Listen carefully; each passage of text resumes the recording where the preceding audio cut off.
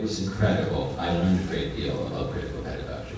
I'll try to explain it in simple terms, but not simplistic terms. My mentor and my teacher, Paulo Freire, once said to me, he said, always strive to be simple, but not simplistic. He said to be simplistic is to assume that the people you're dialoguing with don't have the capacity to understand the complexity of what you're saying. So he said, don't be simplistic. To be simple means to you're a teacher. Translate the experiences of those you are conversing with into the contextual specificity of where the people find themselves. Right? So in simple terms, at the school, knowledge was made relevant in order to be critical. Knowledge was made critical in order to be transformative. Now, what does it mean for knowledge to be relevant? There's a friend of mine, a researcher, who uses the terms funds of knowledge. For instance, if you're teaching in the new Weimar Republic that we call Arizona, my researcher was studying a community of Yaqui, and he followed the young people and their parents, their uncles, their aunts, their grandfathers, and tried to understand how knowledge was constructed in that community among and between families. Right. And for instance, because it was a poor community, sometimes a man might fix the roof of a house for the neighbor, and the neighbor will do the plumbing. And the children will follow their parents around and watch how they work.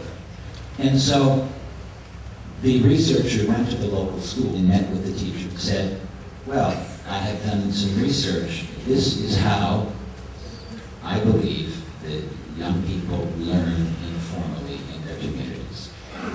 And so let me share with you my knowledge so that you can make your teaching culturally relevant to the lives of the children in this school.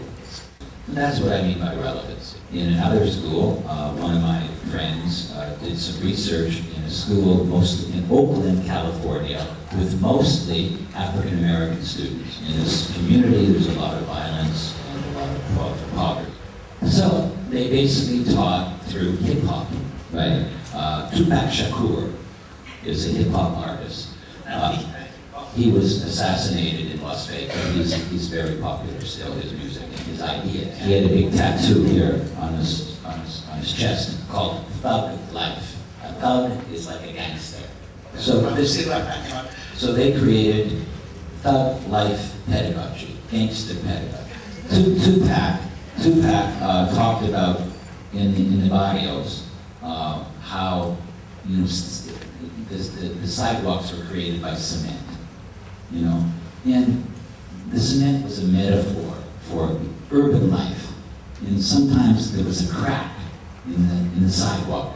And through that crack, sometimes would grow a rose. So their pedagogy was to smash through the cement of neoliberal capital.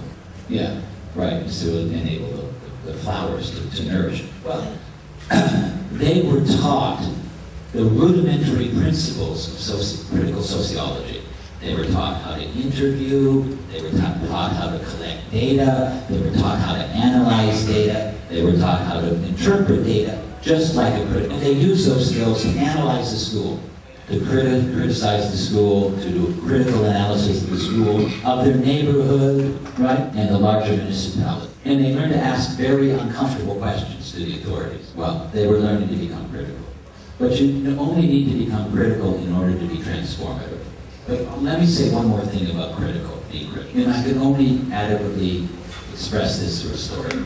In the school, Pedro Luis Campos, the Puerto Rican school, some students came in the class and they said, we hate black people. They just beat the shit out of us. So we think they hate Puerto Ricans. That's our experience. Well, the idea of being critical is to challenge experience. No experiences speak for themselves. Experiences speak in multiple contexts that overlap with each other, that are alongside each other. How do you affirm the subjectivities of students whose experiences have made them racists? How do you affirm the experiences of students whose subjectivities are not only racist, but they're patriarchal and they're sexist? How do you critique the voices of students without taking their voices away? Because to be voiceless is to be powerless, right? This is the art of critical pedagogy.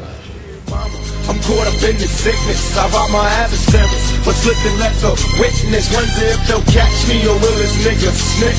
Should I shoot this bitch or make the nigga rich? Don't wanna commit murder, but then they got me trapped, walking while I'm walking and talking behind my back. I'm down to schizophrenic, I'm in this shit to win it, cause like the wheel of fortune is my chance to spin it. Got no time for cops who trip and try to catch me, too fucking trigger happy.